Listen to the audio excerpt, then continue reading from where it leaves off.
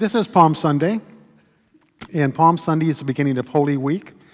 I tell this story every Palm Sunday because it is so important to me. When I was 7 or 8 years old in the Lutheran Church back in Sioux Falls, South Dakota, at the end of the service, all the children would come down, they'd have palms that they got to wave. And little Mary Jane Elwain was ahead of me about 3 rows in the processional, and I was just absolutely in love with her. And so I would take my palm and I'd tickle her ear as we were in this processional. And the teacher came over and grabbed my arm and shook me, and she says, don't do that, behave. Well, when the teacher wasn't looking, I did it again, and she turned around and smiled at me. She was enjoying it, but the teacher caught me. And she came over and she took my palm away from me. So all the kids were walking down the main aisle of the church in the processional, waving their palms to this beautiful music, and I had no palm. And I began to cry. So when I became minister of this church, the first thing I did was talk to the adult education or the youth education teacher and said, I don't care what a kid does with his palm, never take it away from him. It leads to years and years of therapy. Anyway, this is the first day of Holy Week, Palm Sunday. This is the day that Jesus rode into Jerusalem on the back of a donkey, and there's thousands and thousands of people on the side of the road cheering him. The palm was symbolic of peace. They called him the Prince of Peace, and so they're waving these palms as he entered into the city. Now, he had been there just a short time before that, and the people had actually become quite unruly and threw stones at him and ran him out of town. So he went to visit his friend Martha and Mary, and then he and the disciples made the determination they were going to go back into Jerusalem for the beginning of Pentecost. So here he was, riding into Jerusalem. I'm sure he must have thought, at last I've arrived, because his ministry up to that point hadn't been very successful at all. He was met with a lot of rejection. He was met with anger. He was totally criticized and condemned by the religious leaders of the day. It was a very rocky road.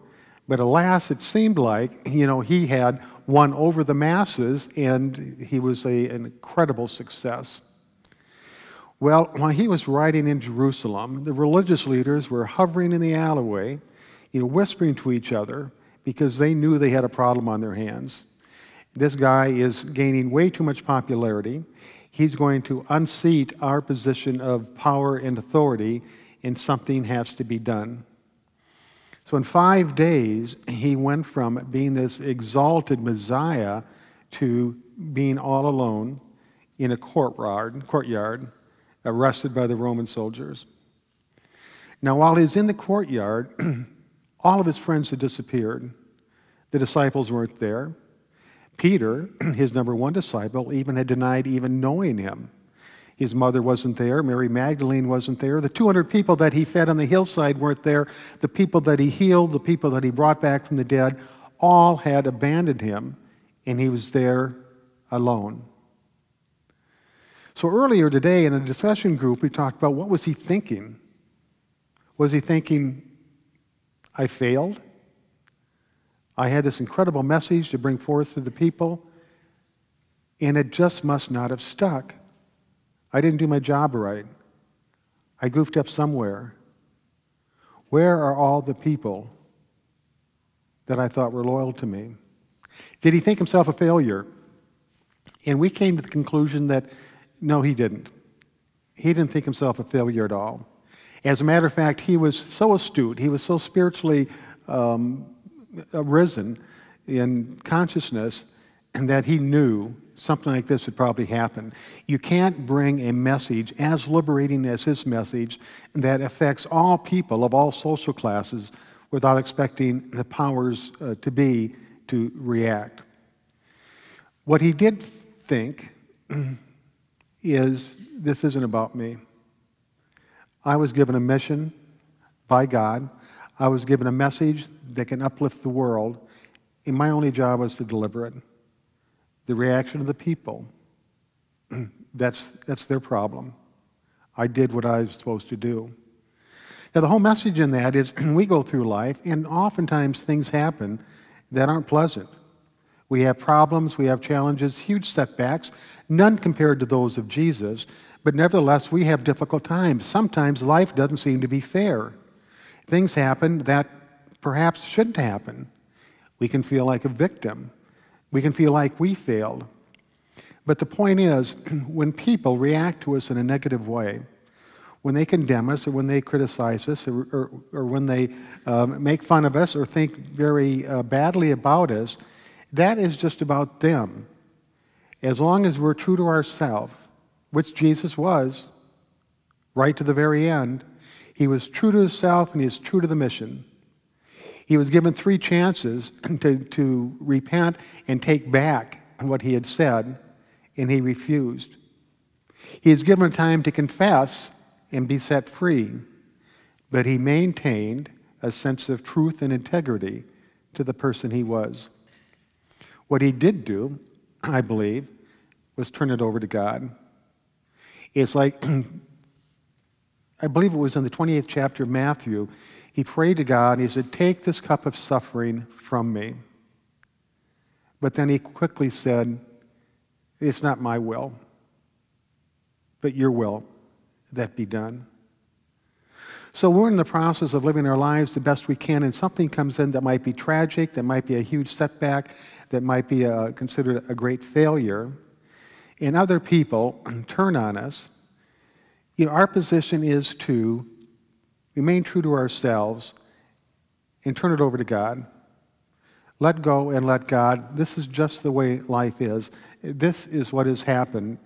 I did the best that I can, and I will not be a victim, and I will not be scorned, and I will not be overridden with guilt and shame. I will simply go forth and continue to be the best me that I can be, live the best life that I can live. We're very fortunate this morning to have a meditation. It's about 15 minutes. And the entire message of the meditation is in releasing and giving up that which burdens us. Anything that hampers our peace of mind, we can give that up. Anything that depreciates us as a person, we can give that up. Any sense of guilt or shame that we're carrying forward from something that has happened in the past, we can give that up. We don't have to carry it. We don't have to carry the heavy burden of anything that dims the experience of a beautiful, wonderful, and comforting life. So we're going to listen to that meditation now. It's done by Janet Taylor. It's beautiful. It's about 15 minutes, as I said. So just make yourself comfortable and relax in your chair. Take a deep breath. Hold it for a moment, and then slowly exhale. And just allow yourself to feel safe and feel secure and feel loved and feel like the special person you are in this moment. We'll now move into the meditation.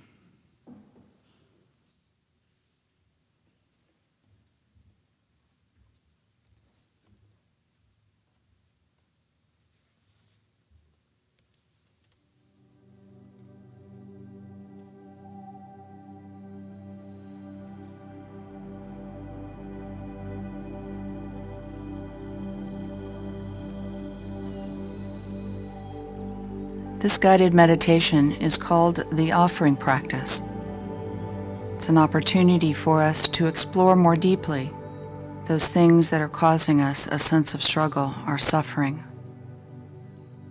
and having an opportunity to offer them up, to ask for help, to imagine them being transformed. And so begin by bringing to mind someone who seems to exemplify loving kindness and compassion, caring and acceptance. It might be someone like Jesus or God or Buddha or Mother Teresa or the Dalai Lama, or even like the Divine Spirit, whatever image works best for you.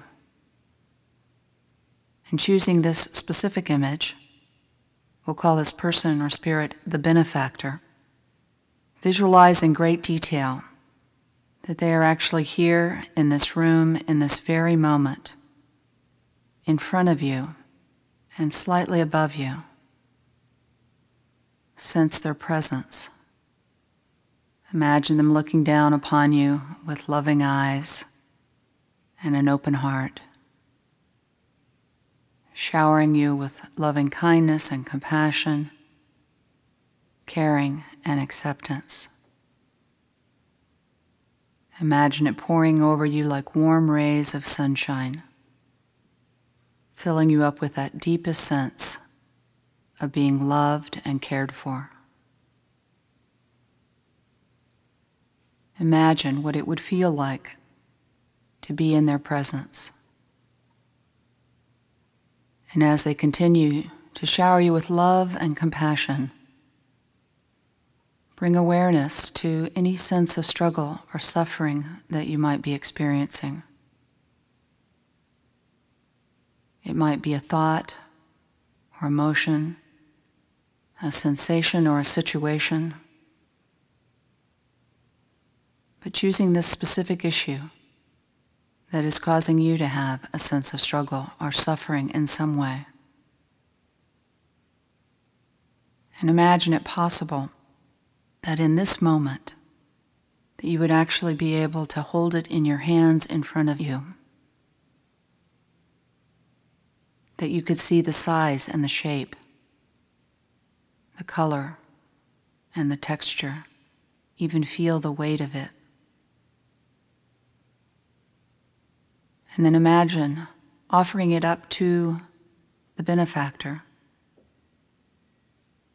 and that they immediately accept it. And in that offering, it is immediately transformed into brilliant, beautiful, radiant light and love. Perhaps even imagine that it dissolves and disappears. Imagine your burden lifted, if even just a bit. And then one by one, bring to mind anything else that might be causing a sense of struggle or suffering. A thought, an emotion, a sensation, or a situation. And each time, imagine holding it in your hands. Each time seeing the size and the shape, the color and the texture. Feel the weight of it in your hands. And taking this precious opportunity to ask for help by simply offering it up to the benefactor. And in that moment of offering, it is immediately transformed into this amazing light and love. Imagine it melting away. Maybe it even dissolves and disappears. And in this moment, experience the sense of the burden being lifted. One by one. Bringing to mind any sense of struggle or stress or suffering in whatever way you might be experiencing. One by one, holding them in your hands. One by one, offering them up. And one by one, seeing them transformed into beautiful, radiant light and love. Just imagining the possibility of any sense of struggle or stress or suffering being lifted.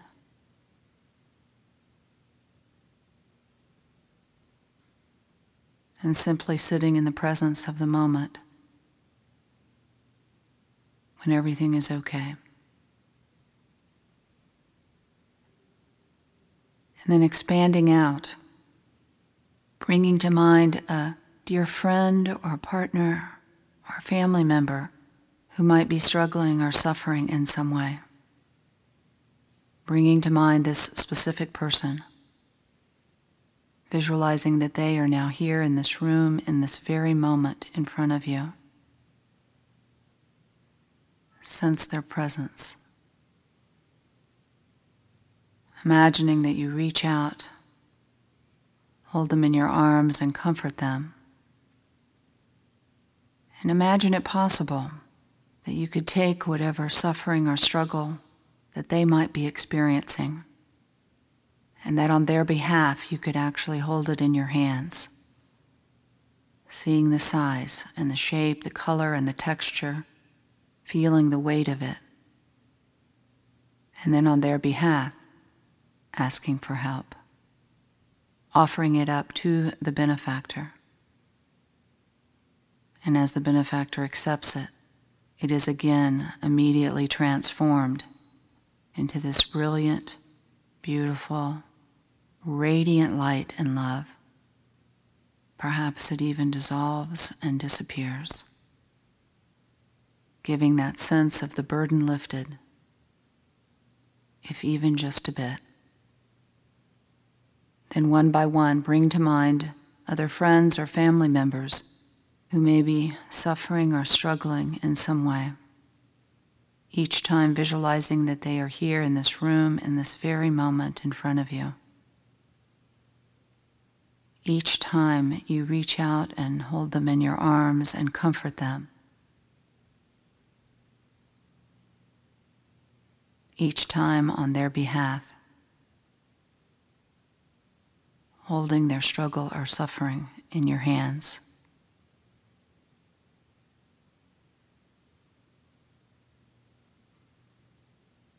Each time offering it up to the benefactor, and imagining that each and every time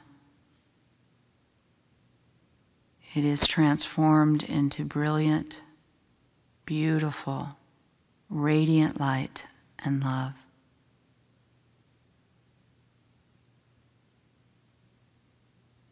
Each time imagine that their burden is lifted, if even just a bit.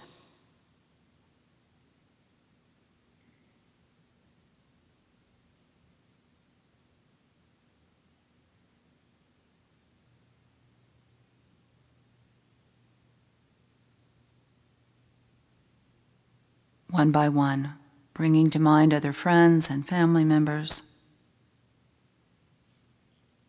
acquaintances, or even strangers that might be struggling or suffering in some way.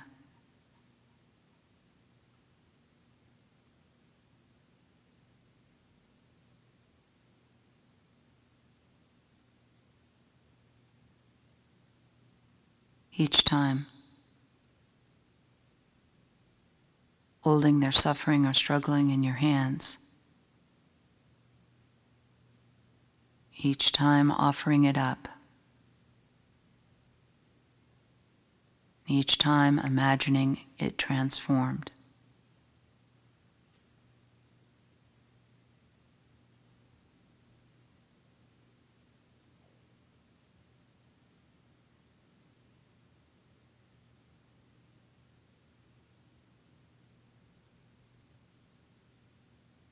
One by one.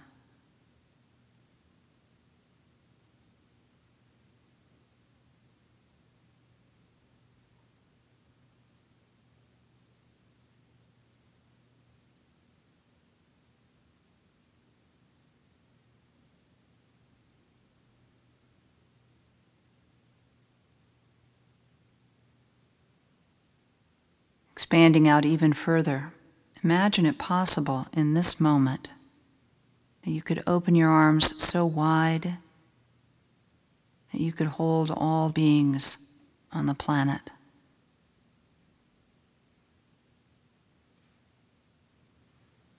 On their behalf, that you could hold in your hands all the suffering and struggling of the world.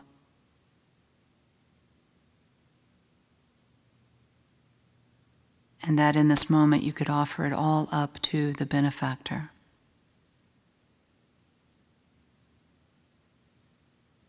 Imagining it all being transformed into the most amazing, brilliant, radiant light and love.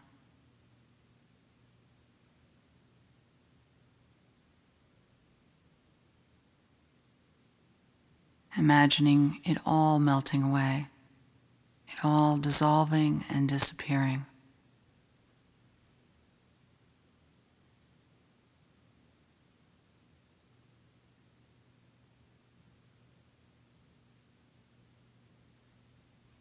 Until there is nothing left but just you and the benefactor.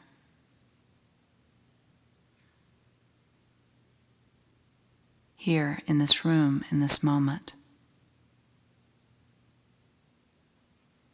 And offer up even yourself, your body, your speech, your mind, all offered up to the benefactor, uniting and merging, becoming one.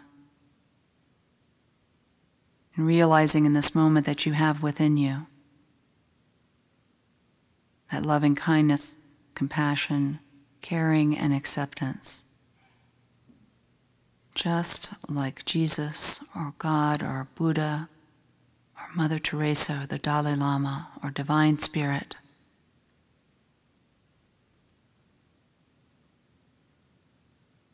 We each have that within us. And so we can close the meditation by just reminding ourselves that no matter where we are or who we are with, or what we are experiencing, that we always have this ability to tap into and to radiate out loving kindness, compassion, caring, and acceptance.